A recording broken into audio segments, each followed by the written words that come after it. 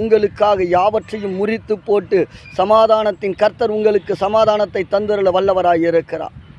தேவ பிள்ளையே, உன் நாவை, உன் உதடுகளை, வீண் வார்த்தைகளை பேசுவதை தவிர்த்து நிறுத்தி, எப்போதும் கர்த்தருக்கு முன்பாக நான் கம்பீரித்து பாடுவேன், கர்த்தர் நல்லவர் என்று சொல்லி அவருடைய புகழை சொல்லுகிற என் நாவினால் எந்த மனுஷனுடைய புகழையும் சொல்லாதபடிக்கு கர்த்தர் என்னை காக்க கடவர் என்று சொல்லி மனுஷனுக்கு முன்பாக துதி பாடாதீங்க.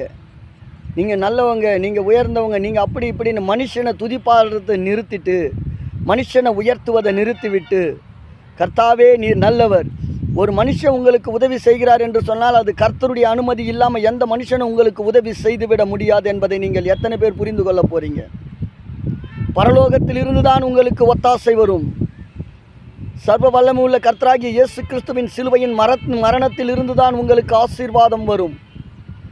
எத்தனை பேர் நம்புறீங்க? ஆமேன் அப்பா, கர்த்தர் என்னோடு கூட நீர் இருக்கிறீர், சத்தமாய் துதிப்பேன், சாத்தானை மிதிப்பேன், இயேசு என்கிற உம்முடைய நாமத்தினால் நான் எல்லாவற்றையும் ஜெயம் எடுப்பேன். அப்பா, ஆண்டவர்கிட்ட சொல்லுங்கள், நான் ஜெயம் எடுப்பேன், ஜெயம் எடுப்பேன், ஜெயித்து கொண்டே இருப்பேன்.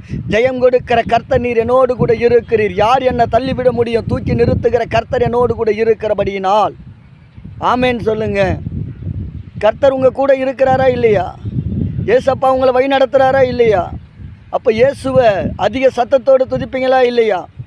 அதிக சத்தமாக மற்றவர்களுக்கு விரோதமாக பேசுவதை நிறுத்திவிட்டு, மனிதர்களுக்கு விரோதமாய் முறுமுறுப்பதை நிறுத்திவிட்டு, நடப்பதெல்லாம் கர்த்தரை அல்லாமல் வேறொன்றும் நடப்பதில்லை என்று சொல்லி உன்னதமான அந்த தேவ சிந்தையோடு, தேவ விசுவாசத்தோடு, தேவ வைராக்கியத்தோடு, அப்பா நீர் என்னோடு கூட இருக்கிறீர், மனுஷன் எனக்கு என்ன செய்வான், கர்த்தர் என் பட்சத்தில் இருக்கிறீர்.